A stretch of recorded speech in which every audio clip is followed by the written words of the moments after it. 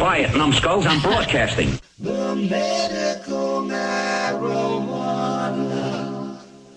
The medical marijuana. Radio show.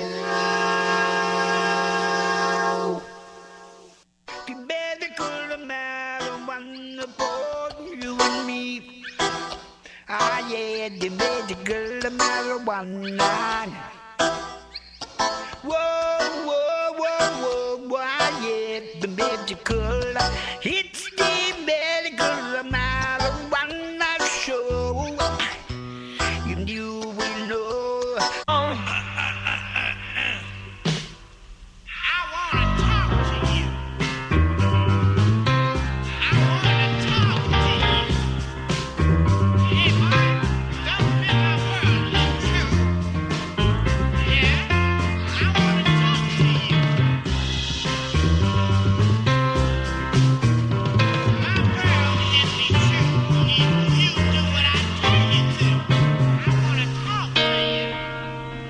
Good evening, everybody. Welcome to another edition of Medical Marijuana Radio for Saturday night, February 2nd, 2013. Our guest tonight will be G from Delta 9 Vapes. It's the Genius. The G stands for Genius, I think, and that's for the Omicron, the Ophos, the Persi, all those great oil and bud vaporizers that Delta 9 Vapes has. W9 Tech, they have a lot of different names, but originally we were calling them Omicron, and these are the guys. These are the only guys. These are the ones that stay on top of it and make probably the most efficient vaporizer out there, portable for oil, and now he'll tell us about bud. So that'll be coming up about 10 minutes after the hour, and then about a quarter of the hour at the end of the show, we're going to have Chris call in from the New Mexico Patients Alliance in Albuquerque to update us on what's going on down there. A couple of things. Let me read the strain report first, and then I'll read a couple of news items. So for New Mexico, the strain availability for the upcoming week, Canaceutics will have Chocolope, Critical Jack, Jilly Bean, I highly recommend, OG18, Tangerine Dream, another good one that I've had before, CBD Critical Mass, Holy Grail Kush, and Fruit Spirit. That's the availability at Canaceutics down in Albuquerque. MedZen will have the following: LA Confidential, The Perps, Shiskaberry, Shark, Critical Mass, Mandela Chemdog, and Mazar. They also have lots of edibles. That was, again, MedZen. New Mexican coming up this week. Trainwreck, Jack Hare. Those are the two sativas. Indicas will be LA Confidential. And high CBD strain, CBD Z7 with 9% CBD and 8.5% THC is their high CBD strain called Z7. They also have Blonde Keef Hash, which is G13 Haze. It's a sativa with strong indica body buzz. Again, that's New Mexican. And to round it out, New Mexico Top Organics. Their strains coming up this week is Banana Kush, Crunchberry, Hog, Jack Star, Medibud, RX, and X's Gum. Again, that's New Mexico Top Organics. And, okay, so I'm going to read a couple of news stories, and I do want to say that we had talked before about Chris Williams from Montana, who was a caregiver there, who was a grower for the program in Montana. The feds threatened him with 80 years in prison, and they sentenced him the other day to 5 years in prison, and they did not give him any time for his marijuana arrest. He got 5 years in prison for a federal gun charge. So the feds don't like guns and marijuana. But at least he's not going away for a long time. But you know what? He was just like some of us here in New Mexico who were abiding by the state's laws, and the feds came in and messed with him really totally. So anyway, 5 years for Chris Williams in Montana. Let's see. here in New Mexico. This is from the Santa Fe New Mexican.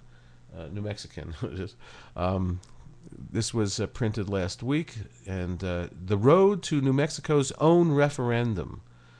After the voters of 2 states, including our neighbor Colorado, decided to legalize marijuana last November, it was probably inevitable that lawmakers in New Mexico would want to take a serious look at following suit in the current session of the legislature. Boy, I got blah blah. Anyway, sure enough, Senator Jerry Ortiz y Pino, Democrat from Albuquerque, is looking at several options on the marijuana front.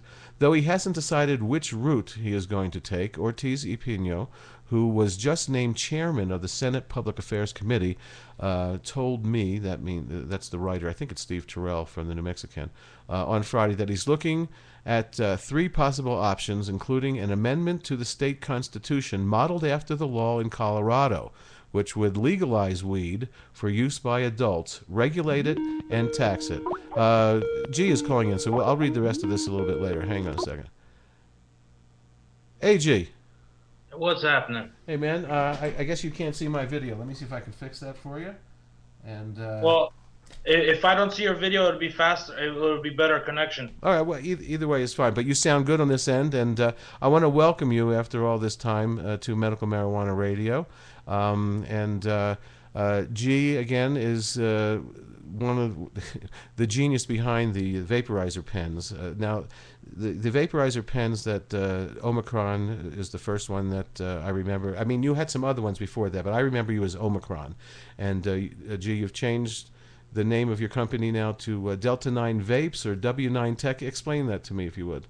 No, it's actually Utopia Planitia Technologies is the corporate name. Delta 9 Vapes online is just the online store. That's all it is. Ah, okay. W9 Tech is going to be the future online store once we move everything over. Fantastic. And so give me a little background. Now, when I was working for the dispensary here in New Mexico, I was selling those. I was the man out in front selling them. I've sold, I don't know how many, 100 or 200, can't remember, but it's a great product. You guys stand by it. Tell me, how did you get into this business of the electronic pen? What got you going?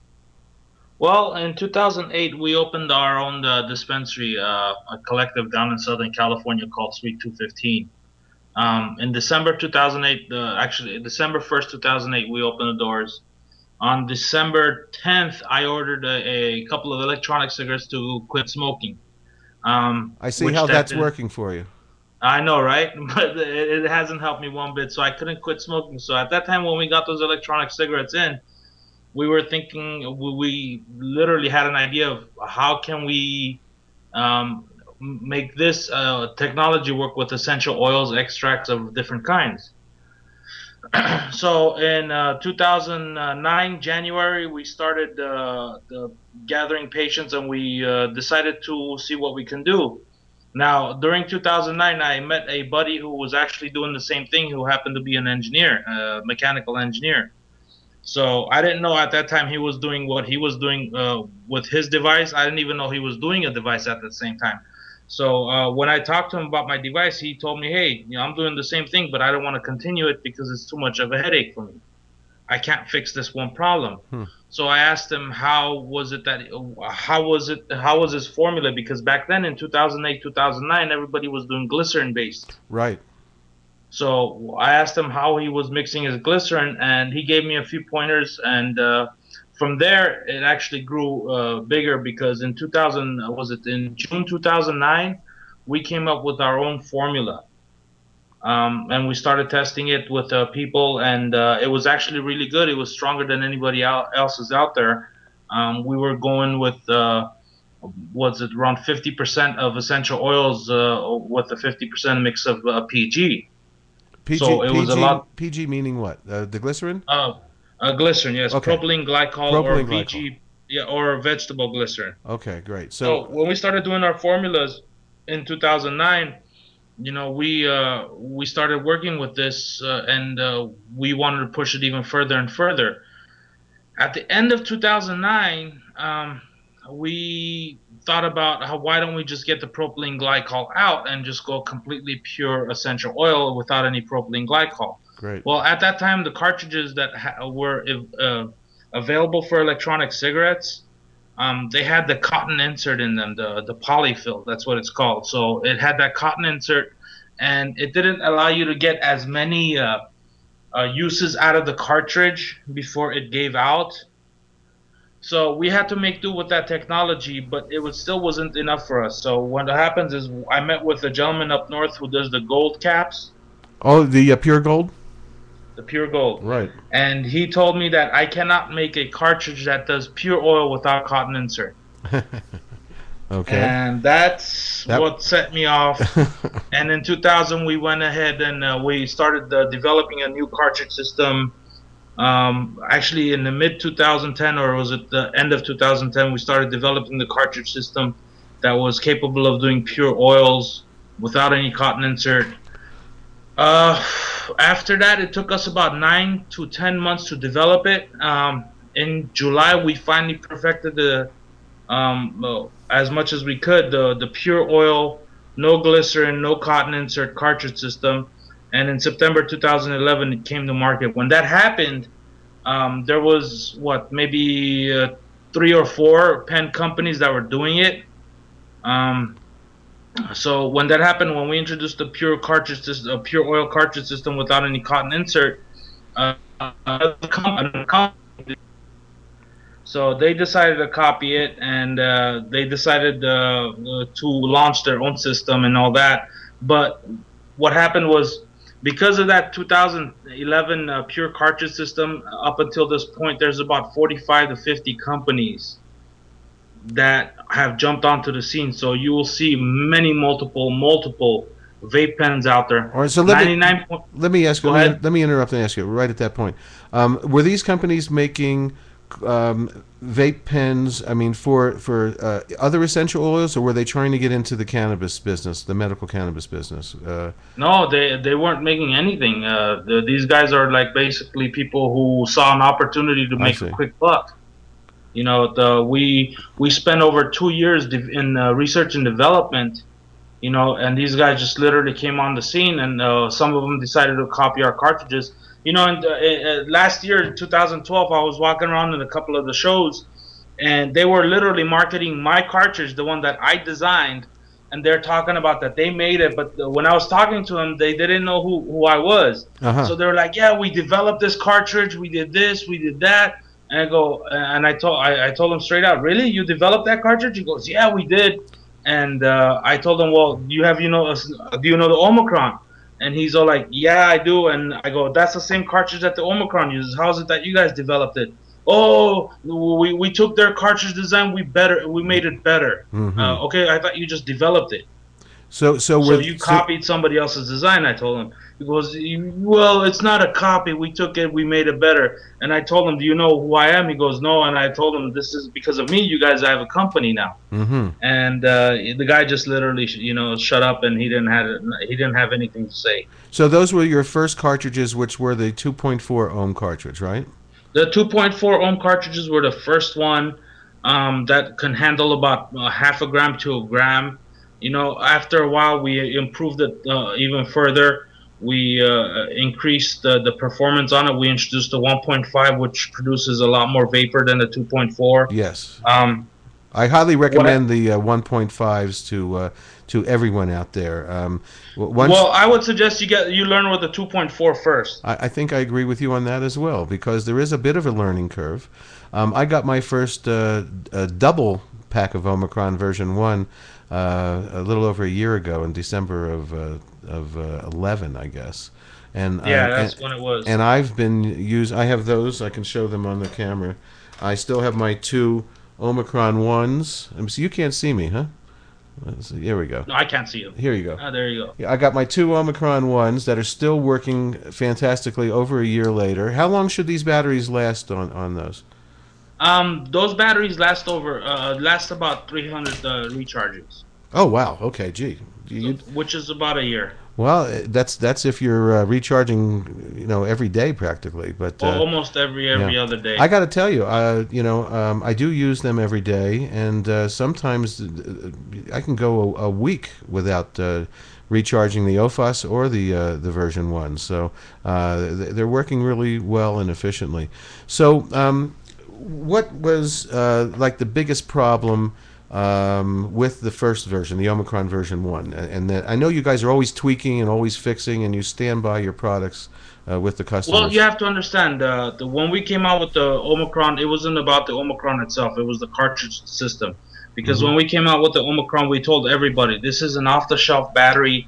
It's from the electronic cigarette industry. We didn't lie to anybody at all. You cannot find a post online that says we lied about it, we developed the battery. We did not. From day one, it was said that this battery was an electronic cigarette battery. Like, well, is it costing how much? Though, because when we had the Omicron V1s out, it was $200. The reason it cost so much, because in 2 years, it took us 2 years and unmentionable amounts of essential oil extracts, to perfect the system that as best as we could. You're talking about maybe over $250,000 to $300,000 in just supplies, engineering, chemist cost. Everything that we did was, we started with glycerin. First, we decided, okay, let's perfect our formula. Okay, fine, this is not as good as it can be. Now let's perfect the cartridges. So that took a toll. We had to order a lot of supplies. We had to go through a lot of designs. We had to go through a lot of prototypes. That was the main problem that we had.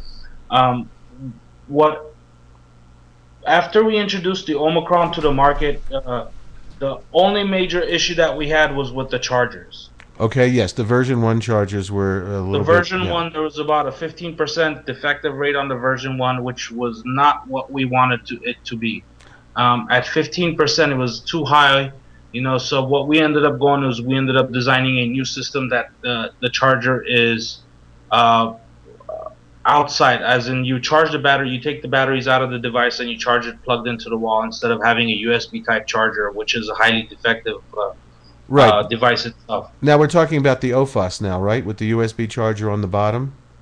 No, the Ophos, what we did was we went ahead and we switched the Omicron to the Ophos. We kept the old body style because people still wanted to use the old body style. Yes. So we ended up doing a USB charger. But what came after the Omicron was the Omicron V2, which was a lot more durable. It had a better warranty on it. You could switch out the batteries. So you take the batteries out of the unit and use a charger that's plugged into the wall, like let's say a RC vehicle charger, remote control car charger. You plug your batteries in, and that goes into the wall, and then it charges. Yes. Yeah. So that reduced our charger defective rate to below 1%. Mm-hmm. So we had basically no more issues with the chargers, and we had no more issues with the Omicrons itself. Now, during production and during what we did, the way we designed the Omicron V2 was in response to be able to upgrade later on. So let's say if somebody wants to buy the Omicron V2, they don't have to buy the Omicron V3 because we made it a modular system. So you just have to replace bits and pieces of it to upgrade it to the next level. Right. I've seen some of your videos, and there's a way of taking out the batteries, putting in and shortening, and putting in one or two other kinds of batteries, right? So you get different voltage? Yes, the Omicron V2 has the capability of running 7.4 volts. So if you do have a Persi unit and you like the extract in one of the cartridges that uses the 7.4 volts in the Persi, let's say a 4 or 5 ohm cartridge, and you want to take that with you, so you can switch the Omicron over to 7.4 volt, and you can have the extract that was originally put into the Persi cartridge. Right. Now, and there's also the Minicron. Oh, I'm sorry, which one? The Minicron. The Minicron. Okay, tell me about that, because I don't know anything about the Minicron. The Minicron was originally called the HVD, Omicron HVD. Okay. HVD. What we ended up doing was people were getting confused about it, so we ended up calling it the Minicron now. Okay. So it's a mini Omicron, so a Minicron. So the procedure of that is that a version 2 conversion that you do with that? Is that the What do you mean? I mean, is that a separate unit that you're selling? It's called a Minicron, or is that a conversion from the version 2 The unit? original Minicrons were the HVDs, which were upgrades to the Omicron V2. Okay. Later on, later on down the line, we're thinking about introducing the Minicron as its own unit. And what's the voltage on the Minicron? It's still 3.7 volt. It's still a 3.7 volt battery, but it's half the size of the Omicron. Of the version 2 Omicron. Yes, version 2 Omicron. All right. So now, dealing directly with patients. Okay. I mean, you guys are really the developers, and you sell wholesale, and I guess you have a retail website. But I found that it was very important in teaching the patients how to use this. I didn't have anyone to teach me really a year ago, and so it took me a little while to figure it out. Now I have my own method of teaching people, and I've taught hundreds of people how to use this thing. But if someone bought one on your website and called you up and says, listen, I've got this, but I'm just not sure. What is your procedure for teaching someone how to use, let's say, the version 2 or the Ophos? How would you teach someone to use it, a first-time person? A first-time person, I would tell them to read the manual first. That manual is there for a reason. RTFM, I don't know if you're familiar with that terminology. I'm not. Read the fucking manual. Yeah, but you want to know something? No one wants to read the fucking manual. I know. So when people call us up, the first thing we do is we ask them, have you read the manual? Everybody tells us, yeah, I have. But when we get into the explanation, is like, oh, I didn't know that. Well, it was in the manual, so how could you have read it if you didn't know about it? All right. Well, give us a crash course. Give us a crash course on using the Omicron and the Ophos and the Persi, because there is a technique. Right. There is a technique that needs to be learned by the user. A simple crash course. You have the Omicron, you brand new, you opened it up. All right. So what you do is you take the bottom cap off and you place the battery in there.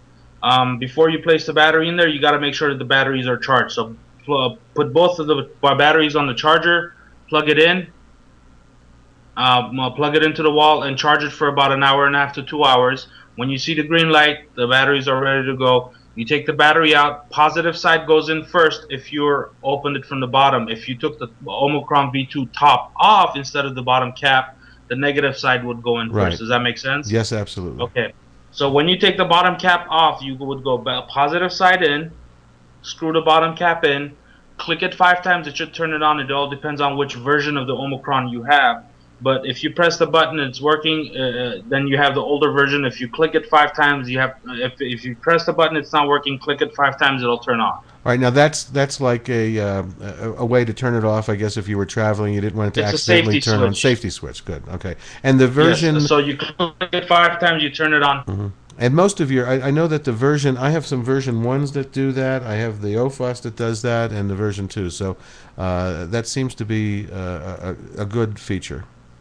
Yes, some of the older Omicron V2s didn't have this version, but it's implemented into the production line within the past 3 to 5 months. Okay, so now that everybody's got their batteries charged, and it's ready to work, before let's say they have their 2.4 cartridge, which is what comes with all of these, and so let's go with technique.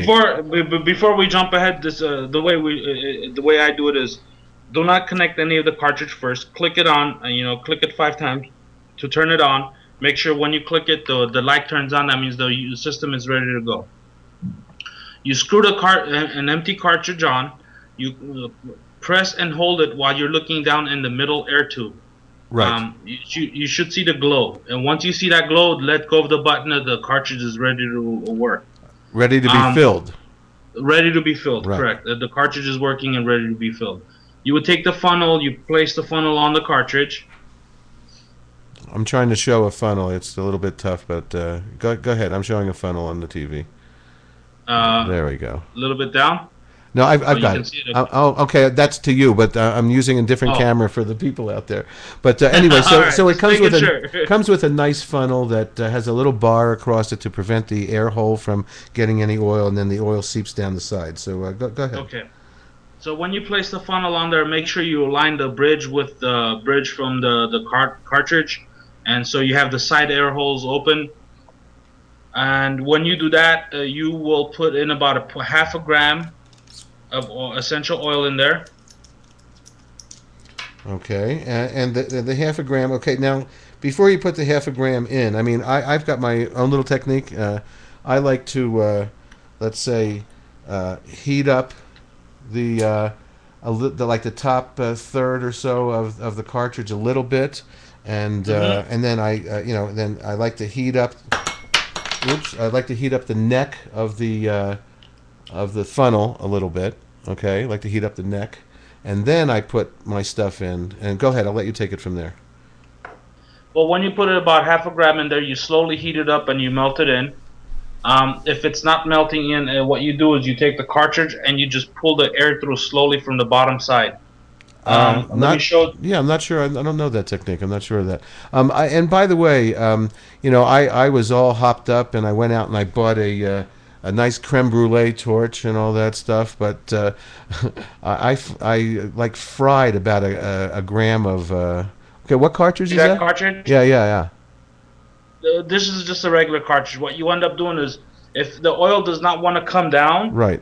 That means air is trapped in there. So what you want to do is just from the bottom, just pull it slowly, and you pull the air in. What that does is it pulls the liquid in also. Okay. Sometimes. I know that cartridge can get clogged a little bit. So there's techniques for clearing the clog that I've taught people. Let me hear how you clear a clog. Once, let me just go ahead and do this. Let's continue on, and we'll get to the clog, because the way I fill it fixes 99.9% of the clogs. Clogs don't happen after how I fill it.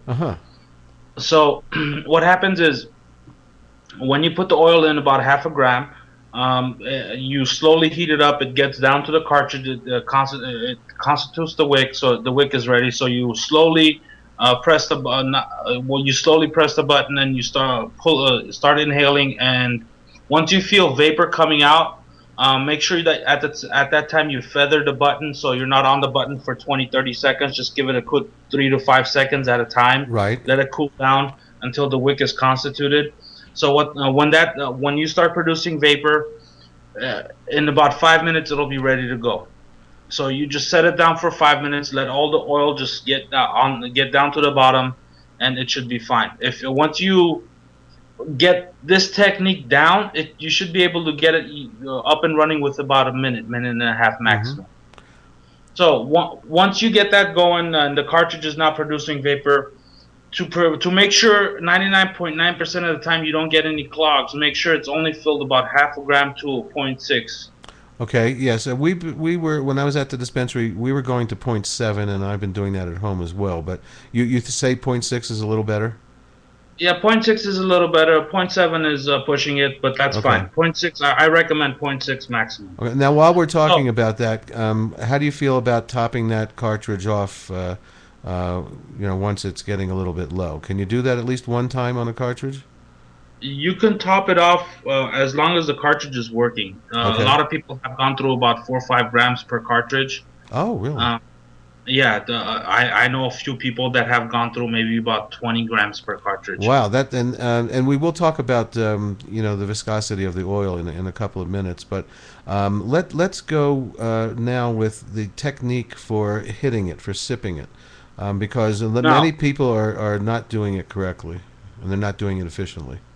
Now, this is the part where you prevent the clogs, future clogs. Before you start, before you press the button, you got to start inhaling like a second or two before. So start inhaling, press the button, inhale as much as you can, let go of the button, exhale your vapor. Okay, do a couple of inhales off the cartridge, 5 or 10 second inhales without pressing the button to cool it down. Okay. What that does is cools down the liquid inside, and it becomes stable again, so it doesn't create a clog, and you keep the air path clean. All right, so let me repeat that. You're saying after you inhale some vapor, with the button pressed for no more than 5 seconds, because I think most of your stuff times out at 6 seconds and won't. No, it doesn't. The Ophos is the only one that times out. Oh, the Ophos does? But Okay. the V2 does not. Okay, so you're sipping on it, and then you're saying that after you've taken a hit, inhale again on it without the button pressed, just to help it cool down. Okay. So or let go of the button and keep inhaling for about 2 or 3 more seconds to cool it down. When you exhale, do another quick 10 to 20 second inhale or whatever you can, just to cool it down and stabilize the oil again. And while you're doing that 20-second inhale, it's cooling it down. After that, it's ready to go again. Okay. Now I think it's important, and of course you can teach me stuff because there's always something to learn and new techniques, because this is all we're all pioneers in this business as patients, and you as developers for products and so forth. I find that the slower and lighter you inhale, the bigger the cloud. What that does is, the reason for that is not enough. You're not pulling cold air in. So what that does is, because the heater is so small, it allows it to vaporize a lot more liquid. It reaches temperature faster. So do you agree with that I should be teaching people that the slower and lighter that they do it, the more efficient it is? The slower, lighter they do it, it's not more efficient because it's burning a lot more oil. It's vaporizing a lot more oil. It's producing a lot more vapor. You're getting a bigger cloud that way. Yes, you're producing a lot more vapor. Okay. The production gets better. Okay, like if you were There's a difference between efficiency and production. Well, yeah, that is true. And then there's also, trying to conserve your medicine and not take too much. I always tell people that whatever you're exhaling is wasted medicine. And so if you take too big of a hit, you're actually exhaling a lot of medicine that you could have used if you would have taken maybe a smaller hit. Do you agree with that? I agree to that, because the lungs have a certain capacity. Right. If you exceed that capacity, you're just going to exhale. But that's not how a lot of people think, because the more vapor it produces, the faster you prevent pain, or the faster you do pain management. Does that make sense? Yes, it does, because when you take a bigger hit, obviously you're going to absorb more. Okay. Absorb more faster. It's just like taking a bong hit or a nail hit. It's a totally different thing than using. Well, you have to understand, the body can absorb so much at any given time. Right. It doesn't matter how big the vapor is. You're going to absorb the maximum what the body can absorb, and anything after that, you're just going to peak, and it's not going to go any higher than that. And then, of course, people should not be sitting on these things for 20 minutes in a row. You need to set them down and let them cool off a little bit. Is that correct? Well, I would suggest you let it cool off after about 3 to 4 hits. You let it cool off. You keep inhaling through it without pressing the button to cool it down. This prevents the cartridge from burning out fast, shortening the lifespan of the cartridge. So if you want to increase the lifespan of the cartridge, you set it down, you leave it to cool down. If you're sitting on this 24/7, or if you're sitting on a vaporizer 24/7, we would suggest something like the Hercules. Okay. That thing is designed like as a monster. It's not going to burn out. What does the Hercules sell for retail? The Hercules retails for about $109. It's a cartridge only a 4 to 7.4 Persi right now, but we're trying to make it work with the Omicron. This is later on down the line, so we'll have something for the Omicron V2. All right. Now, also while I'm on that, everybody is here in New Mexico that I sold Omicrons to. We were always told that eventually there would be a bud attachment. So now I believe you do have a bud attachment, but it's not for the Ophos or the Omicron. Is it for the version 2 and the Persi or just the Persi? It'll work with the version 2 Persi. It'll work with the newer Omicron lights. It'll work with the newer Ophoses. So it'll work. It's just that the version. Oops. Hi, you're on the air. Is that you, Carlos? This is me. Hi. Do me a favor. I just dumped Gary, so let me see if I can get him back. Call back in about 1 minute, okay? I'm sorry, bro. Okay, I can't get the show to play, so I'm not listening to the show. I kind of just called to see if I could catch it. Okay. Well, let me. Do you want to talk to G?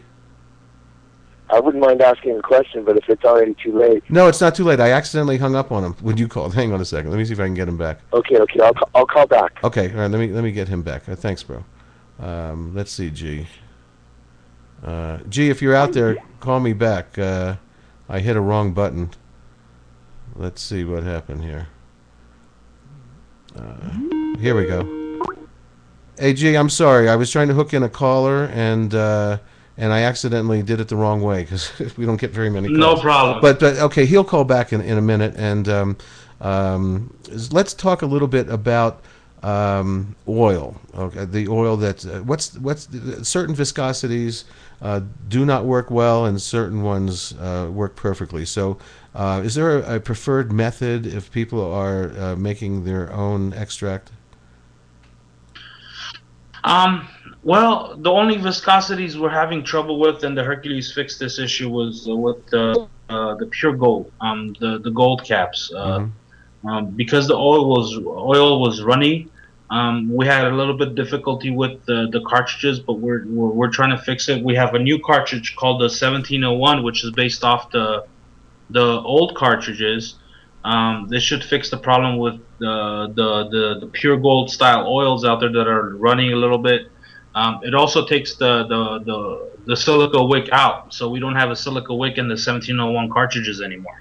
Okay, but if let's say you're a patient, a legal patient, and you're making oil at home for your cartridges. Anything works. I mean, we've tested it up to shatter. And what about? I find I've got some BHO that I made out of some of my medicine, and I find that works fantastic in the 1.5, but the 2.4s aren't really hot enough, I think, to make it work efficiently. Well, here's the thing. What we say is the better quality oil, the better. If you have oil that you can see through it and it's stable, it'll work. If you have oil that is, if you have wax, if you have butter, it'll work. It just depends on the quality of the extract itself. So what that does is, for the 1.5s, I would recommend something like shatter that has a candy texture to it. Does that make sense? Absolutely. I think we have a caller. General Grievous, are you there? Yes, sir. I'm on with G. I know that you probably have spoken with him before, but if not, G, you're on with General Grievous. He's one of the top guys here in New Mexico, growing for one of the producers and making oil and so forth. So go ahead, General. Howdy, G. How are you? I'm doing great, brother. How about yourself? I'm good. First off, I love your products, man. I have a Persi and several of the version 1 Omicrons. Absolutely love them. Thank you. Now, I came across the version 1 Omicron right when you guys released it to the public. Got myself several, and we now carry it at work. We have quite a few patients that have mostly the version 2 and the Ophos, I believe.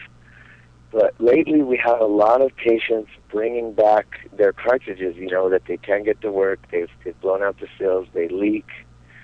Now, what do you recommend I tell these patients to get them to ease up and not overheat and destroy their carts?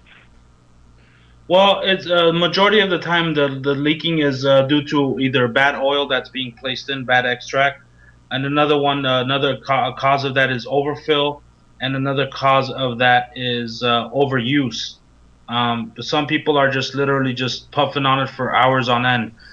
If you see a few videos that I've put out there, when we first brought out the Omicron, there's a video. I don't know if I'll link it to. Can I link it to you, Larry?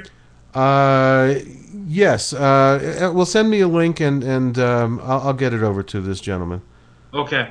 Well, one of the videos we did the durability testing on the cartridges. This was the very first versions of the cartridges.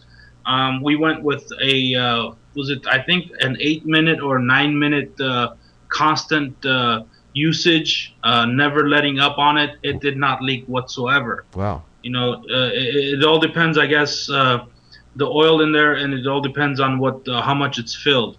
To Well, get it, I don't think it's a quality of oil issue, because I use the same oil in my units, and I never have the problems myself, and my brother and several buddies of mine. But I think the patients either just go crazy with the button. I think it's an overuse thing, an overheating issue. Is this something that's come up recently, Carlos, or I know that it seemed to be like once in a while, but recently it's a problem. Is it with new users or some of the old timers coming back? I'm going to say new users typically. I think they're not being taught properly. Yeah, that could be part of it. Yeah. But that's what I'm asking. What do you recommend I tell the patients to get them using the device properly?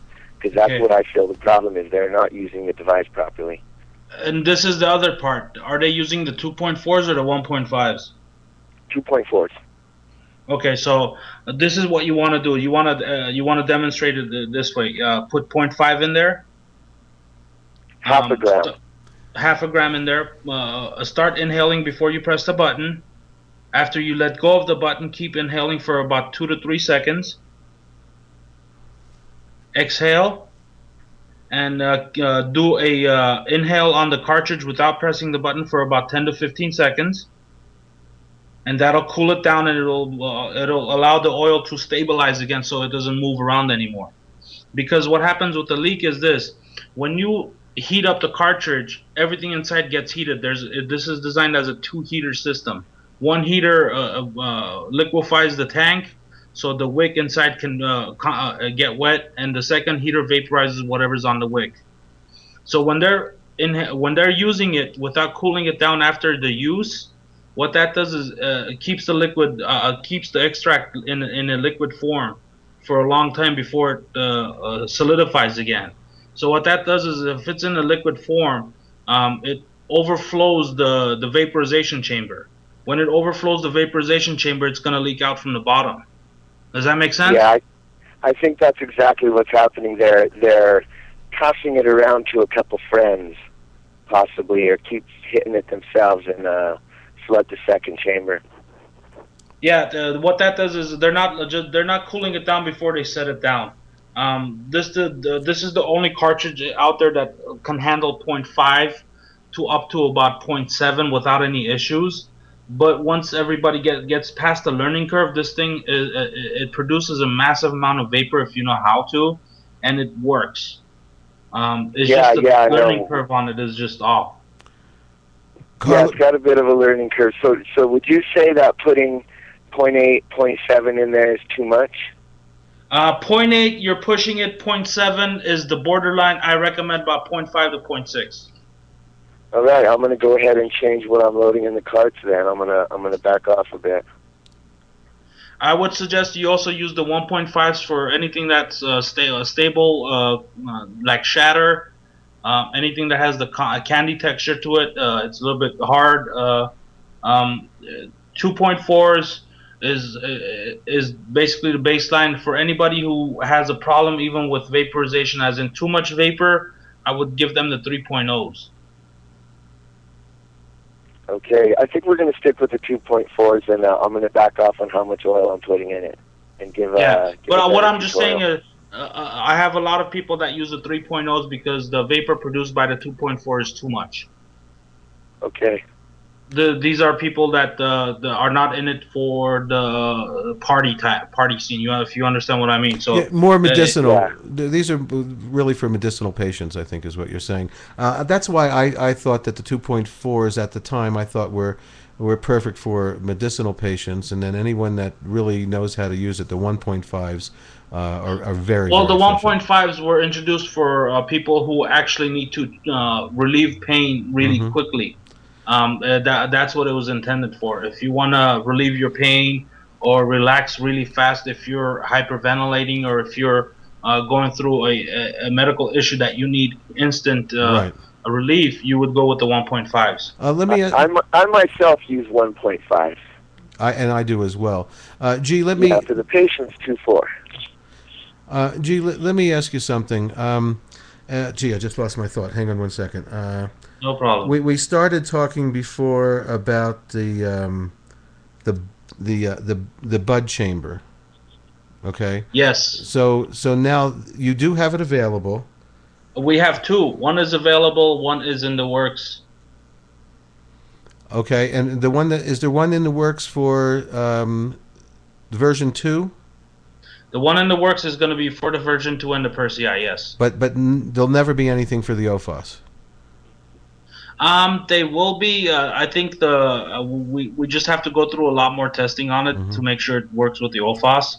But I don't see why it shouldn't be working with the Ophos. Mm-hmm. Okay. And because we got the Hercules to work with the version 2 Omicrons, and the newer Ophoses are able to handle the Hercules 3.7 volts. General, you have anything else for G? Just want to say thank you. Thanks for that. I'm gonna cut back to I think probably 0.6 of a gram in the cards for the patient. Stick to 2.4s and just give a better tutorial on letting the thing cool down between hits. Yeah, you got to tell the patients not to sit on it for a long time. And then G just taught me, and you both something new both of us something new tonight, which is to cool it off.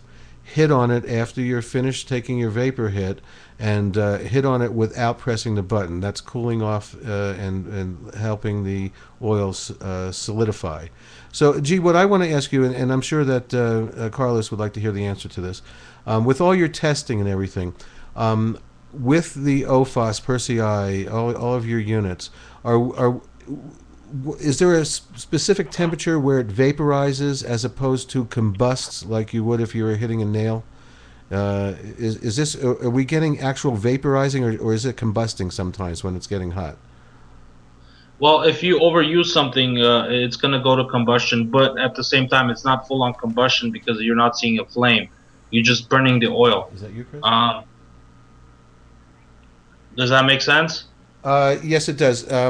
We're live on the air right now on Medical Marijuana Radio, and someone has called in on my cell phone. If you'd like to call in and join the conversation, you can dial 505-514-0098, and the numbers are on the screen. Combustion, go ahead. I'm sorry. No, go ahead. You go ahead, because I don't know. Combustion happens on the 1.5s because it burns hotter. That's only if you're sitting on it for maybe about a 40-second hit. Mm-hmm. You have to be Mr. Iron Lung for that one. Now you do have load as you have a load as you go unit as well. Load as you go is the Hercules tank system. That's being reworked. We're improving the initial units that we sold. We got feedback on it, so we're improving it on the second version that's coming out. So as soon as that works, the Hercules has a tank system. Basically, you'll have about 4 tanks. In a container inside maybe your backpack, so it loads about 0.2 to 0.3. It's easy. You'll have everything loaded prior to leaving the house. So what you do is when one tank is done, you'll take that tank out and slide in another tank.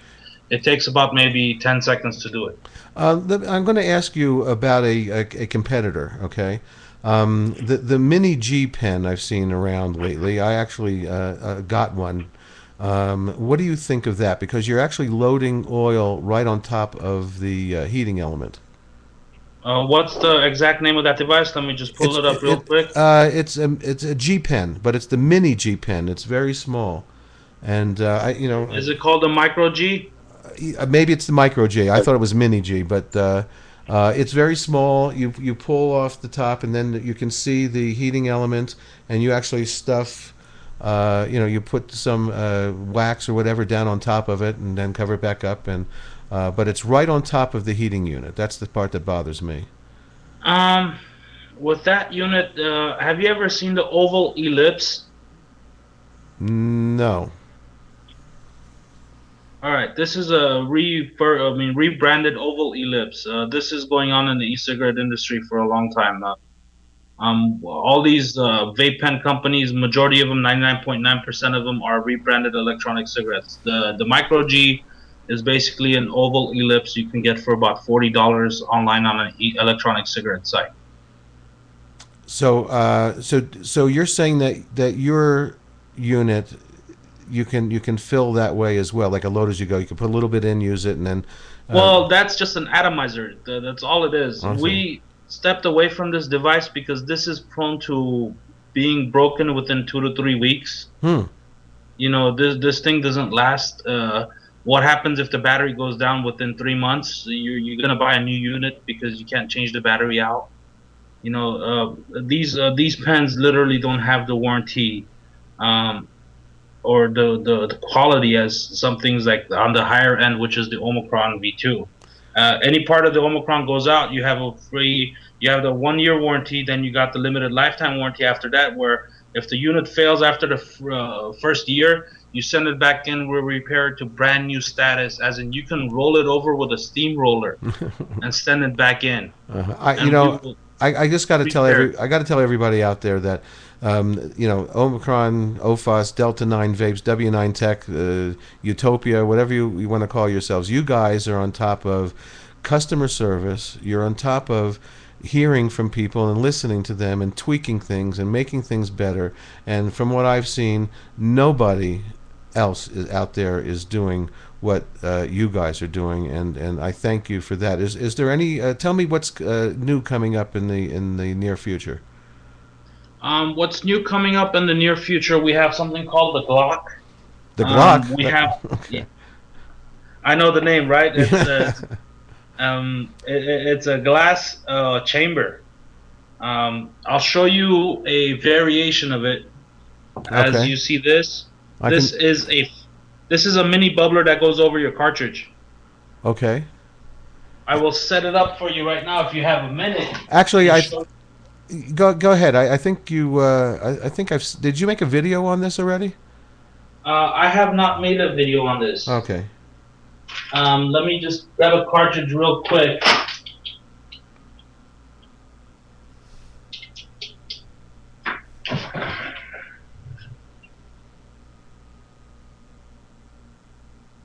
Does that make sense?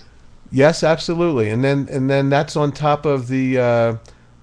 Is that on top of a Persi? This is on top of a Persi. It Right. is a mini bubbler that sits on top of the Persi, right over your cartridge. Okay, so what is that actually doing for you then? It filters it even more. It's basically a bubbler for anybody who likes glass. Because glass is obviously a little bit healthier than some of the other devices. Well, it's a filter system. What that does water. is, it's just basically a water filter system. It's a mini water pipe. So it's cooling it down for you. It's cooling the vapor down for you. It's filtering it even more. This is American glass, made in America. We didn't get a off-the-shelf glass blower to make these. This is done by a guy who does scientific glass. Okay, great. The workmanship on this is high. It's something that majority of glass makers can't do. And so, how many volts? What unit do you have to? You have to use the Persi at 7 volts, or what to use? No, that? this can be used for anything. This can be used for the Omicron, the Ophos, the Persi. Okay. It can be used on other people's pens. Certain styles of pens you can use it on. It fits anything that is a cartridge system. And what? And how much you get? How much are those going to be? Since I'm not sure about the price on it yet, that's in production. The final production run will dictate what the price is going to be. Mm-hmm. But it is American glass. It's quality made. You're basically going to have a insurance plan on it also. If it breaks, we can replace it for a certain fee. Mm-hmm. You know, the things like that. Right now, the current bubblers that we have, I don't know if you've seen actually not the bubblers, the benders. Have you seen the benders? No. What I saw was a device that I think hooks into a bong or something that you guys had. This is the bender. It's the world's first glass portable vaporizer. That's the whole unit right there. This is the unit that sits on top of the Persi. Okay, it sits on. Okay, gotcha. Let me assemble it for you, and you can see that this thing is literally the world's first glass vaporizer. Nobody else has this. You know, we spent a lot of time on this. While you're putting that together, do you have some videos on YouTube showing this device yet? Yes, I do.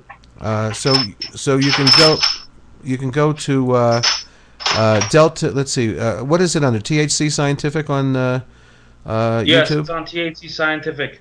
So everybody go to THC Scientific. Just Google, YouTube that in the search, and then G's videos will come up, and they're very helpful.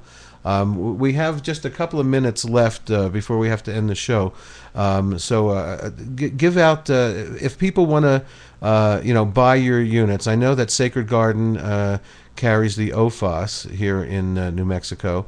But if they want to buy directly from you, delta9vapes.com is where they need to go and look. Is that correct? Well, they'll go to delta9vapes.com. We have it for retail.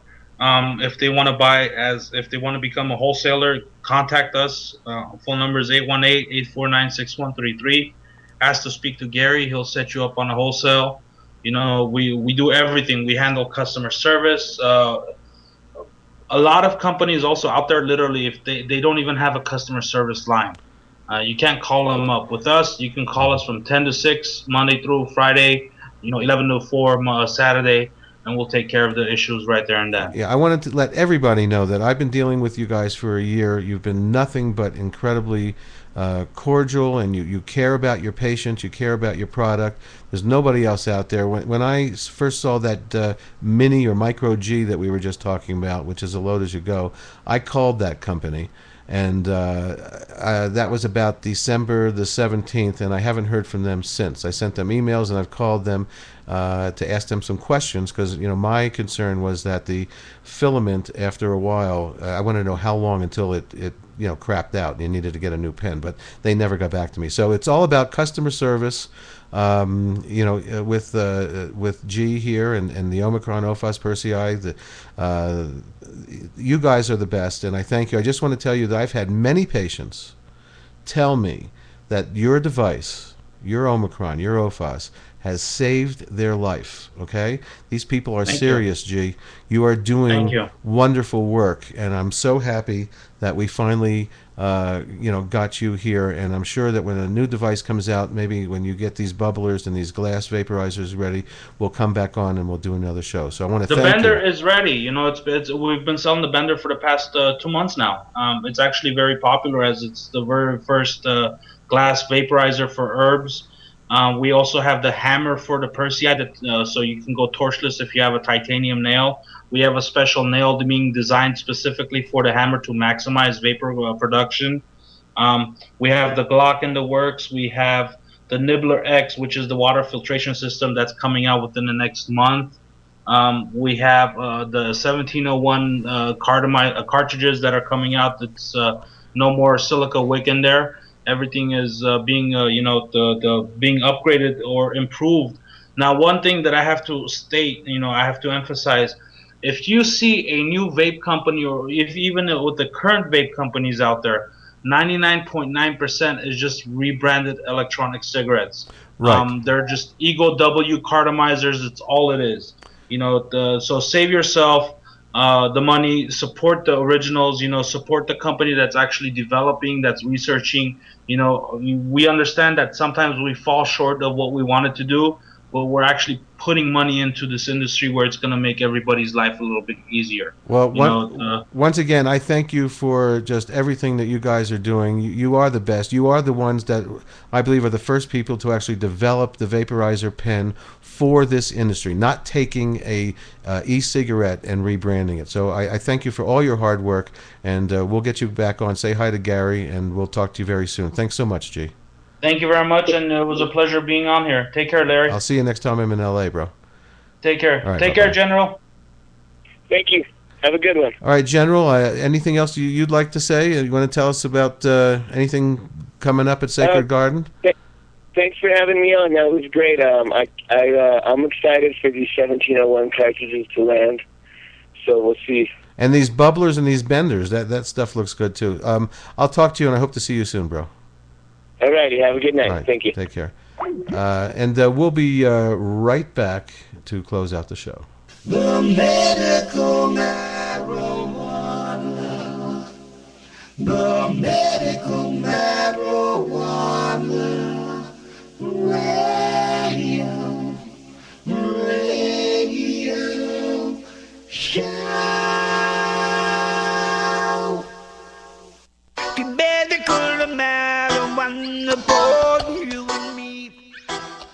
Well, I want to thank G from Delta 9 Vapes, Omicron, Ophos, Persi, W9 Tech, whatever they want, Utopia, something or other, whatever they want to call themselves. These are the best guys. Go to delta9vapes.com and delta9vapes.com, yes, and you can look at their devices and you can buy it directly from them. And I want to thank General Grievous for calling in. Thank you for listening, everybody. We'll be back next week with another great guest. And if you'd like to send some requests in, it's info@mmjradio.com. I want to thank my two radio mentors, both with the initials HS, and thank them for their inspiration.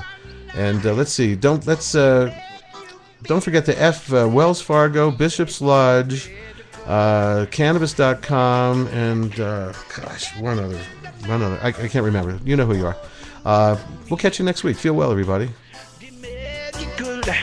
The magical marijuana. Shalom. Shalom. Feel well, everybody.